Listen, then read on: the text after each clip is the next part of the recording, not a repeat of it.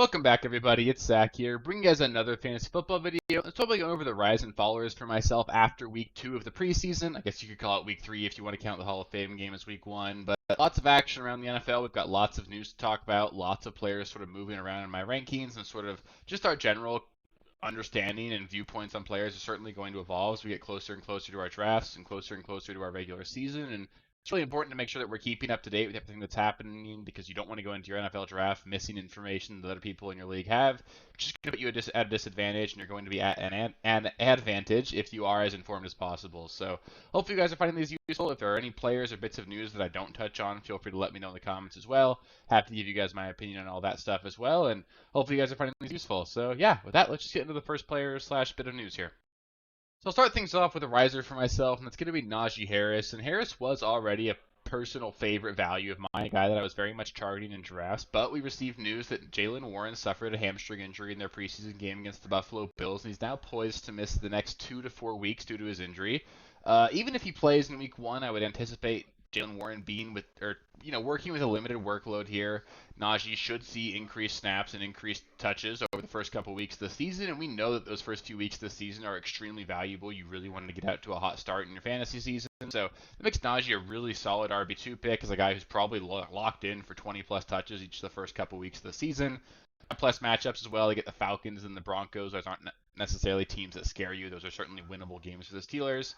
On top of that, we know that hamstring injuries can be sticky. That's certainly something that's easy to re-aggravate. We do obviously hope that Jaylen Warren can come back early and fully and be at his full health as soon as possible here, but we know that's no guarantee here. It does just sort of elevate Najee Harris's median outcome over the course of the season here because there is an increased likelihood of Jaylen Warren suffering a setback.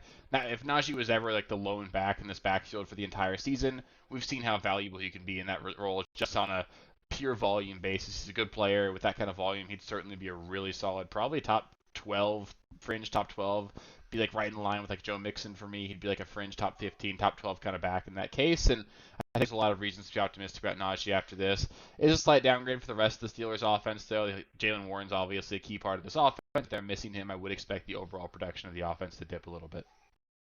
Rome Odunze is another riser for me. He really does seem to be emerging pretty clearly as a favorite, especially on broken plays of Caleb Williams. They've connected several times this preseason. He was just barely short of having a touchdown this week. He's just standing right outside, standing right in that line in the back corner of the end zone. Really could have been a really fun play between Caleb Williams and him. And Williams, although he's been sort of hot and cold, he's really flashed some of those skills and playmaking abilities that we've really come to expect from the guy that was taken #1 overall this season. So I think there's lots of reasons to be optimistic about what Rome Odunze can do for us in fantasy this season.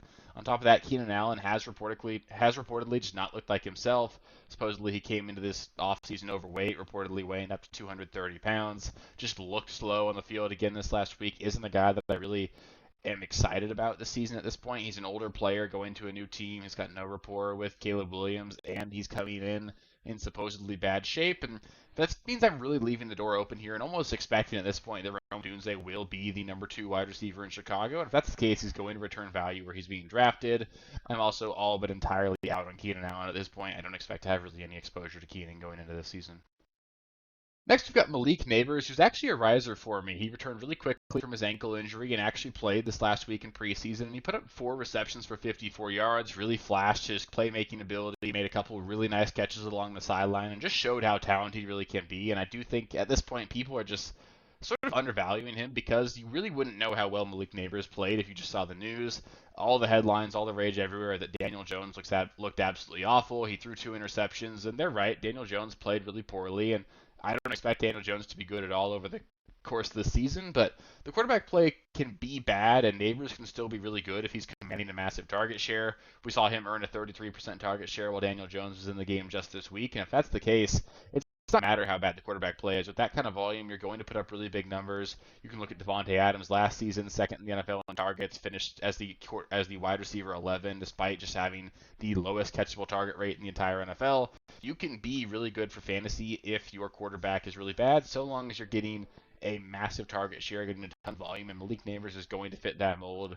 We do have to remember that Malik Neighbors is one of the best wide receiver prospects we've seen in a long time. Would have been the first wide receiver off the board in almost any other draft if Marvin Harrison wasn't there. And I think we need to respect Malik Neighbors just a little bit here. He's certainly a guy that I'm expecting big things from this season, and someone that I do think could put up some really monster numbers again this season for us.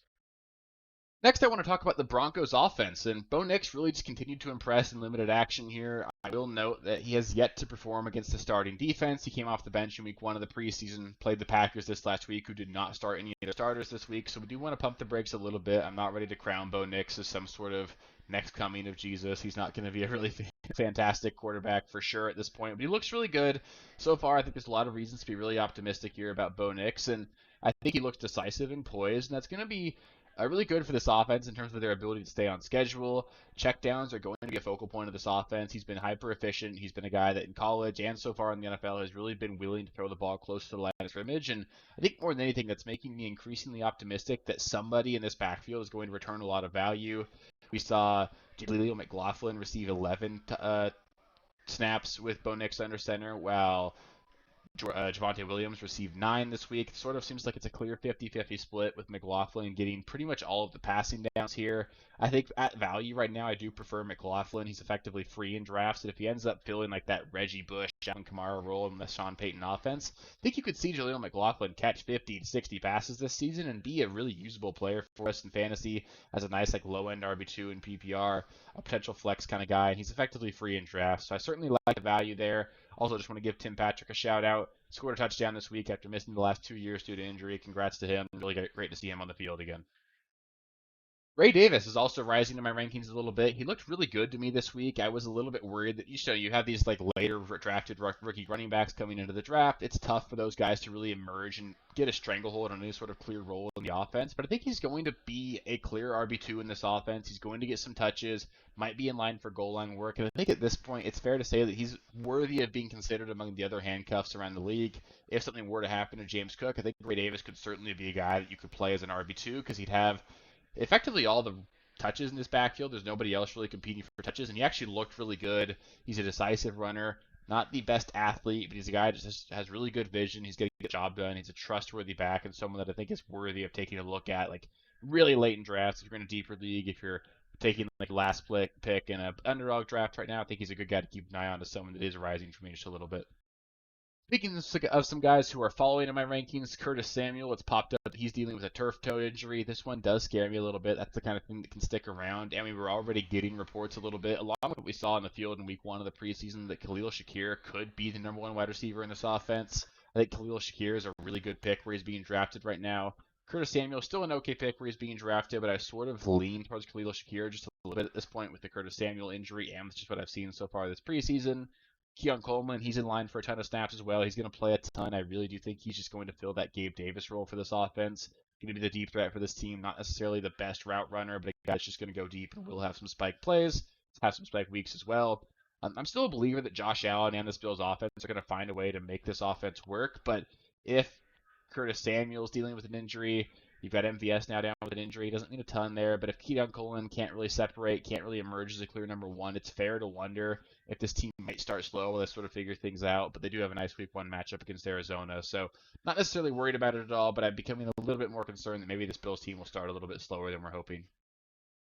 Moving on to the Raiders here, Gardner Minshew was named the starter in Las Vegas. I'm personally excited about this for the pass catchers in Vegas. I think that Gardner Minshew has proven that he's capable of supporting high-end wide receiver play. We saw Michael Pittman be extremely fantasy relevant last season in a year that Gardner Minshew was not expected to be the starter. And he's just a guy, he's a gamer. He's going to go out there and play well enough to make this team move the ball. They'll put up some numbers. And I'm a little bit more comfortable drafting Devontae Adams at this point. I'm still not drafting him where he's being drafted. I'd prefer Jacoby Myers at cost. If you want to take a flyer on Brock Bowers, I think that's a decent target to have, but still not super excited about it.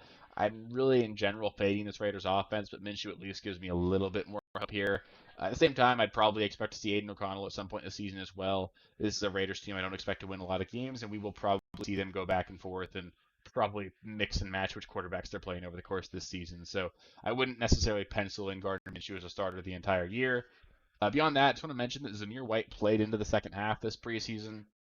Not exactly a damning stat here, but the best finish of a non-rookie running back to play in the second half of a preseason game since 2021 is the running back 31. That was Devonta Freeman. No other non-rookie running back that played in the second half of a preseason game has finished inside the top 50. So not a massive sample size. I don't think that we want to necessarily overreact here, but It is something that I want to highlight. I don't necessarily love it. We might see Zamir White in more of a timeshare than we were hoping with Alexander Madison, Dylan Lau, Amir Abdullah. There are other names in this backfield, and if Zamir White doesn't get all of the work, I really don't think he's going to pay off as ADP here. Another riser for me here is going to be Rashod Rice. He operated as the clear #1 target in Kansas City again. He saw 5 targets, while Xavier Worthy saw 4, and then Kelsey saw 1 as the next highest target guy in this offense with the starters in the field. I think Rashod Rice is going to be a draft day steal where he's being drafted. He was a top 10 wide receiver after the bye week last season. He's a good player. It's more and more likely that he will go the 2024 season without a suspension, and if that's the case, Rashod Rice being drafted in the 8th round is poised to put up a really solid season for us and end up just being a really great value. Xavier Worthy, I do want to highlight him. He looked impressive, scored a touchdown. I think that there's a chance here that he and Rashod Rice can both return value if Mahomes can put up some bigger numbers this season. Maybe we see Travis Kelce not be as involved as he gets older. Maybe they try and save him for the playoffs a little bit more, sort of like what they did at the second half of last season. And if that's the case, I think Xavier Worthy is at least taking a look at where he's being drafted. I'm now more okay with his ADP. I was fading him a little bit before, but I'm okay drafting him where he's going right now. Someone who's falling in my rankings just a little bit, we've got Brock Purdy. He just looked really awful this last week playing without his starters. The Niners benched or rested effectively every single starter in their offense except for Brock Purdy, and he looked absolutely atrocious. He went 2 for 6, completed 2 passes, only had 11 yards, should have thrown a pick. Just wasn't good, didn't look like he was talented out there, and I don't think this means a ton, but we have seen Brock Purdy struggle before. Think back to last season during that stretch where Deebo Samuel went down, where he struggled quite a bit when they missed a starter. With the looming possibility of a Brandon Ayuk trade possibly. We know Trent Williams is holding out due to his contract dispute. Deebo and Kittle aren't exactly the most healthy players. They often get hurt and miss time. There are a lot of things that could go wrong here for Brock Purdy, so I'm a little bit less optimistic about him being a weekly starting option this season than he was last year.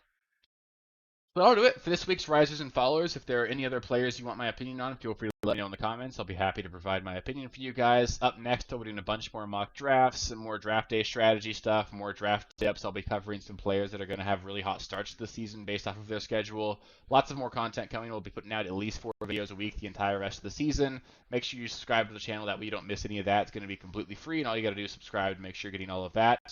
Beyond that, if you did make it this far into the video, please do give it a thumbs up. Put a lot of time into all of these and just really want to know that you guys are appreciating the content. If you guys want more stuff like this, thumbs up really helps the algorithm and helps all that. And that being said, I think we also have 1 or 2 spots left in the subscriber league. So if you guys are interested, let me know in the comments below. Either email me at the email I'll link in the description, or just drop your email in the comments. And I'll make sure to email you an invite. I think that way we can get that draft scheduled and get you in the group chat and all that. So yeah, going to be a lot of fun. Super excited for all this, and just can't wait for football. So yeah, appreciate you guys, and I'll catch you with the next one. Peace.